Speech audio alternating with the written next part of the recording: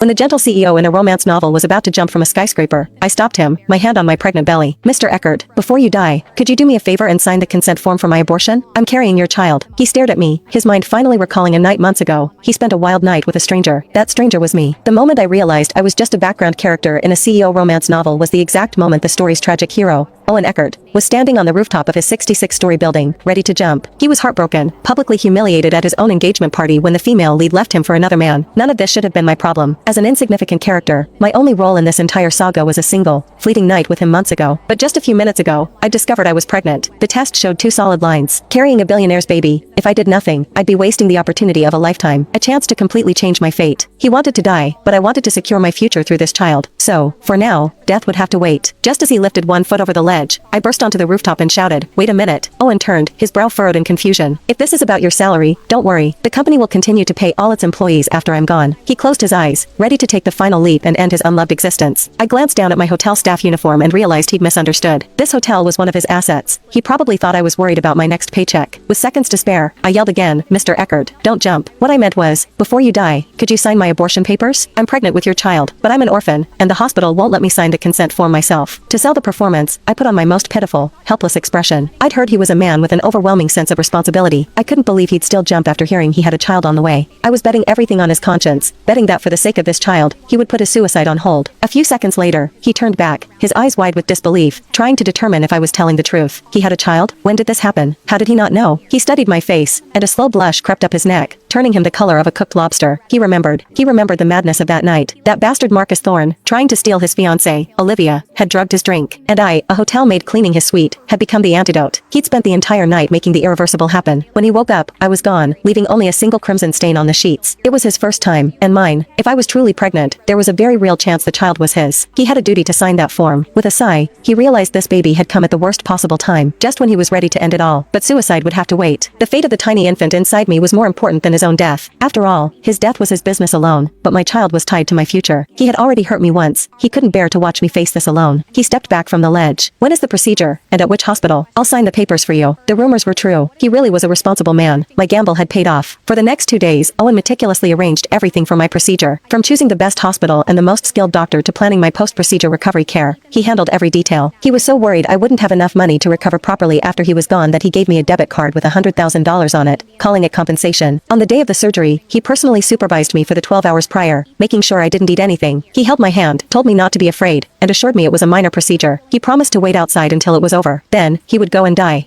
After signing the consent form, he gave me a small wave.